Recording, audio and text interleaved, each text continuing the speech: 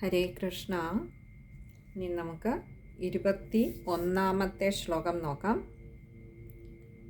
തം ദൃഷ്ട്വാ സഹസോത്ഥായ ദേഹഃ പ്രാണമിവാഗതം പ്രീതഃ പ്രിയതമം ദോർഭ്യാം സസ്വജേ പ്രേമവിഹ്വല.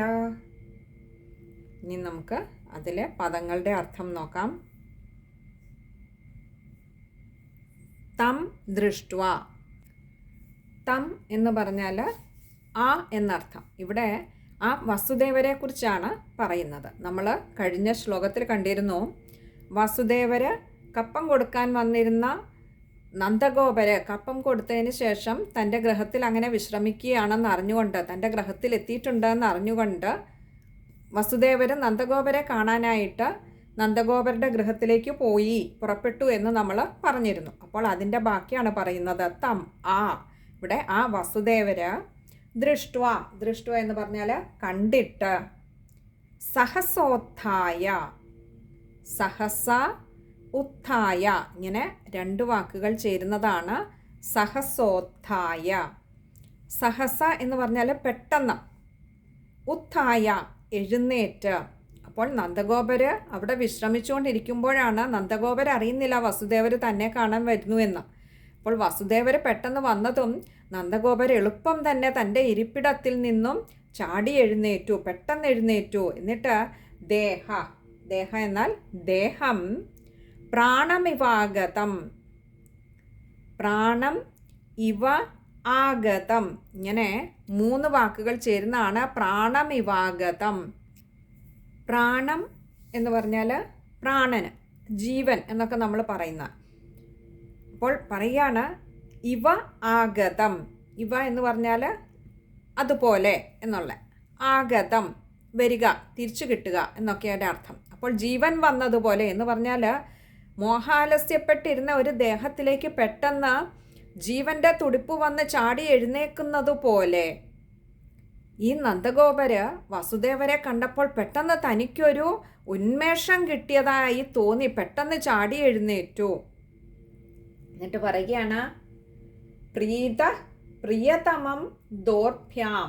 പ്രീത എന്നാൽ സംപ്രീതനായിക്കൊണ്ട്, വളരെയധികം സന്തുഷ്ടവാനായിക്കൊണ്ട്, പ്രിയതമം എന്നാൽ തനിക്ക് ഏറ്റവും വളരെയേറെ പ്രിയപ്പെട്ടവനായിട്ടുള്ള, ഇഷ്ടപ്പെട്ടവനായിട്ടുള്ള, ദോർഭ്യാം എന്നാൽ രണ്ട് കൈകളും കൊണ്ട്, സസ്വജേ എന്നാൽ ആലിംഗനം ചെയ്തു.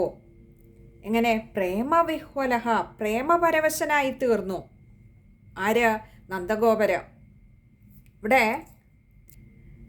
നന്ദഗോപര് കംസനെയൊക്കെ കണ്ട് തനിക്കൊരു ഉണ്ണിയൊക്കെ പിറന്നതിന് ശേഷം പെട്ടെന്ന് ആ ജാത സംസ്കാര കർമ്മങ്ങളൊക്കെ നടത്തിയതിന് ശേഷം കംസൻ്റെ കപ്പം കൊടുക്കാനായിട്ട് പുറപ്പെട്ടതായിരുന്നു. കംസൻ്റെ കപ്പമൊക്കെ കൊടുത്തിട്ട്, കംസനുള്ള കപ്പം കൊടുത്തിട്ട് ഇവിടെ തൻ്റെ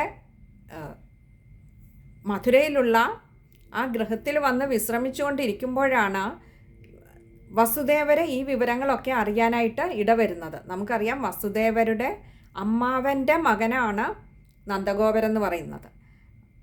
അപ്പോൾ ആ ഒരു ബന്ധം കൊണ്ട് തന്നെ അല്ല, ഇവർ തമ്മിൽ വസുദേവരും നന്ദഗോപരും തമ്മിൽ ഒരു പറഞ്ഞറിയിക്കാനാവാത്ത ഒരു അഭേദ്യമായ ഒരു ആത്മബന്ധം ഇവർക്കിടയിലുണ്ട്. അതായത് ഒരു ഇഷ്ടത്തിൻ്റെ ഒരു കൂടുതൽ ഇവർക്കിടയിൽ എപ്പോഴുമുണ്ട്. അതുകൊണ്ട് തന്നെയാണ് നമുക്കറിയാം രോഹിണി ദേവി എന്ന് പറയുന്നത് വസുദേവരുടെ പത്നിയാണ്, വസുദേവ പത്നിയാണ്. പക്ഷേ ആ രോഹിണി ദേവിയെയും രോഹിണി ദേവിയുടെ ഉള്ളിൽ വളർന്നിരുന്ന ആ ഗർഭത്തിൽ ജനിച്ച വസുദേവരുടെ പുത്രനായ ബലരാമനെയും ഇന്ന് തൻ്റെ സഹോദര പത്നിയെ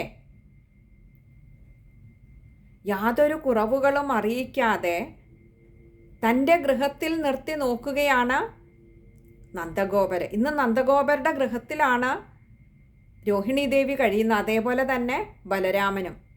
അത് നന്ദഗോപർക്കും അറിയാം, വസുദേവർക്കും അറിയാം ബലരാമൻ നന്ദഗോപരുടെ പുത്രനാണെന്നുള്ളത്. അപ്പോൾ എന്നാൽ ശ്രീകൃഷ്ണ ഭഗവാൻ ആ ഉണ്ണിക്കണ്ണൻ തൻ്റെ പുത്രനാണ് എന്നുള്ളത് നന്ദഗോപർക്കറിയില്ല, വസുദേവർക്ക് മാത്രമേ അറിയുകയുള്ളൂ. അപ്പോൾ നന്ദഗോപർ വന്നു എന്ന് അറിഞ്ഞപ്പോൾ പെട്ടെന്ന് ഓടിപ്പോവുകയാണ് വസുദേവര്. ഇവിടെ ഈ നഷ്ടപ്പെട്ട ഒരു പ്രാണനെ തിരിച്ചു കിട്ടിയതുപോലെ നന്ദഗോപർ എഴുന്നേറ്റു എന്ന് പറഞ്ഞപ്പോൾ നമുക്ക് മറുവശവും വായിച്ചറിയാം.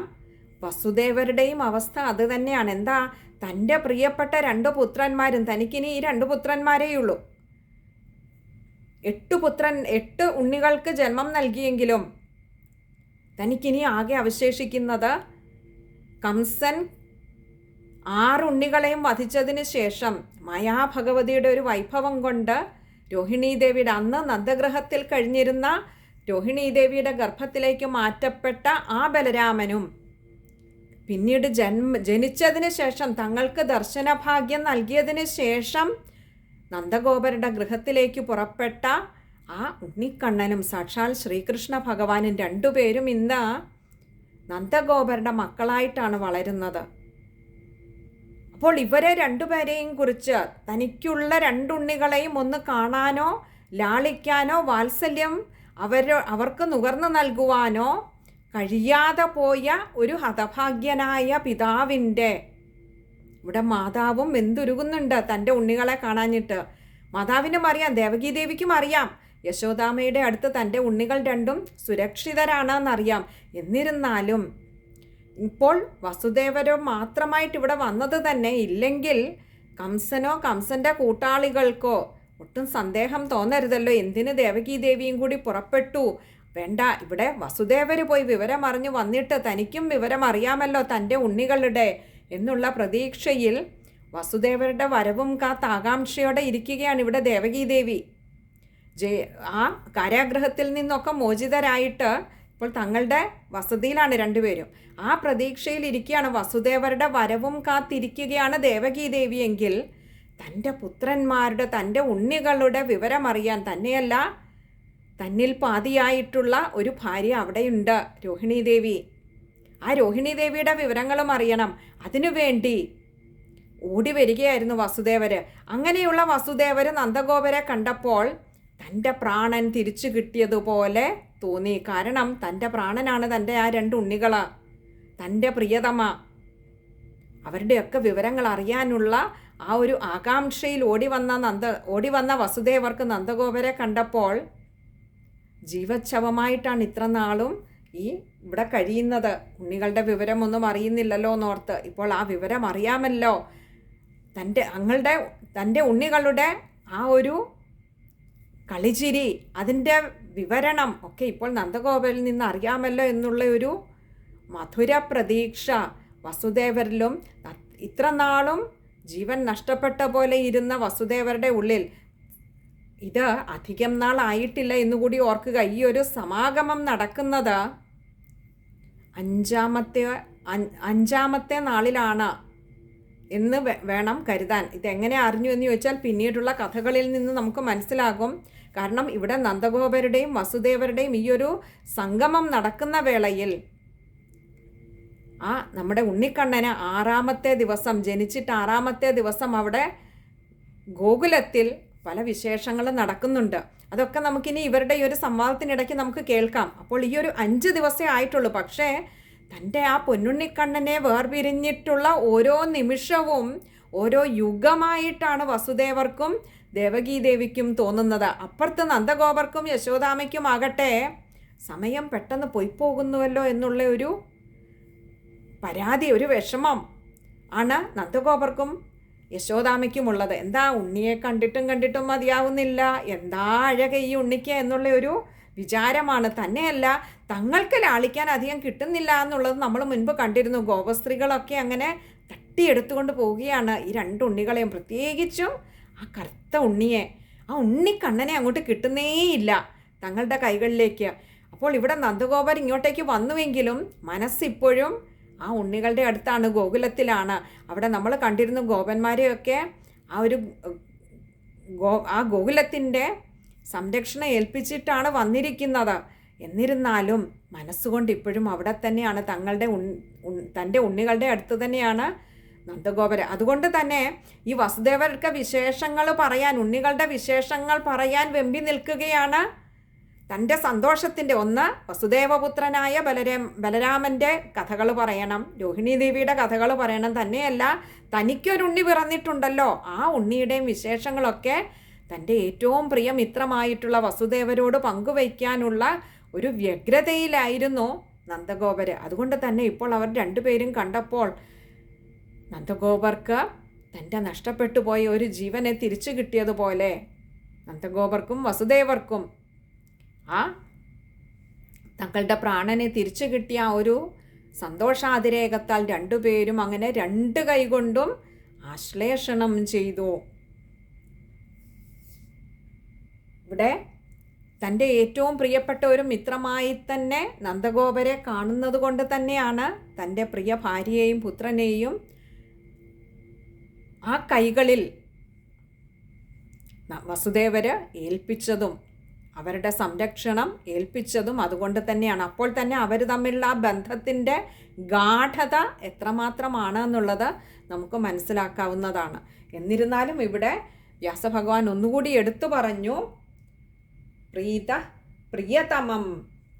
പ്രിയതമമാണ്, അങ്ങനെയുള്ള തനിക്ക് ഏറ്റവും പ്രിയപ്പെട്ടവനാണ്, അങ്ങനെയുള്ള ഒരാളിനെ കണ്ടുകൊണ്ട് അത്യന്തം സംപ്രീതനായി, അത്യന്തം സംപ്രീതനായിക്കൊണ്ട് അവരങ്ങനെ രണ്ട് കൈകൾ കൊണ്ടും ആശ്ലേഷണം ചെയ്തു. ഇനി നമുക്ക് ആ ശ്ലോകം ഒന്നുകൂടി ഒന്ന് നോക്കാം. തം ദൃഷ്ട്വാ സഹസോത്ഥായ ദേഹ പ്രാണമിവാഗതം പ്രിയതമം ദോർഭ്യാം സസ്വജേ പ്രേമ വിഹ്വല. ഇനിയും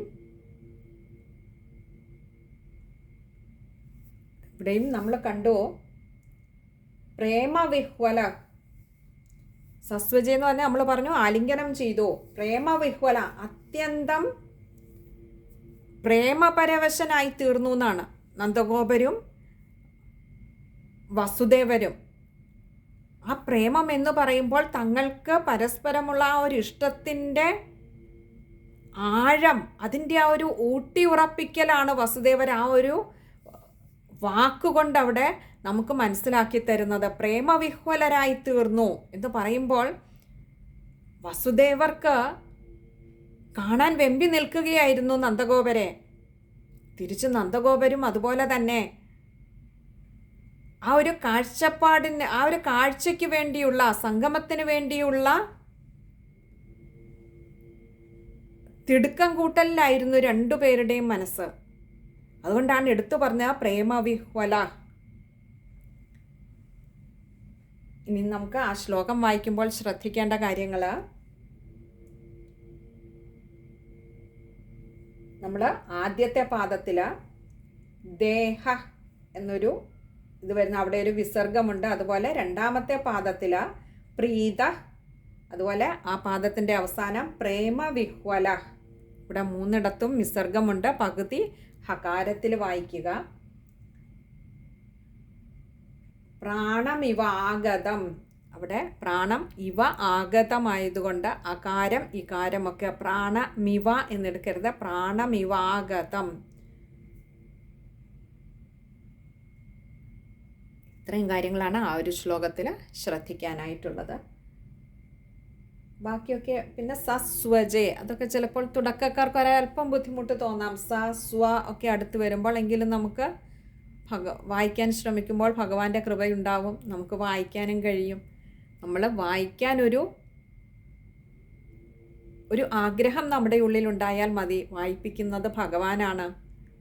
ഭഗവാൻ അത് വേണ്ട വിധത്തിൽ തന്നെ അത് നമുക്ക് ആ ആഗ്രഹം, ഭഗവാന്റെ മഹത്വത്തെ വർണ്ണിക്കുന്ന, ഭഗവാന്റെ കഥകളെ വർണ്ണിക്കുന്ന ഈ ഗ്രന്ഥങ്ങളെ വായിക്കാനും അനുസ്മരിക്കാനും ഭഗവാൻ നമ്മളെ അനുഗ്രഹിക്കുക തന്നെ ചെയ്യും. ഹരേ കൃഷ്ണ.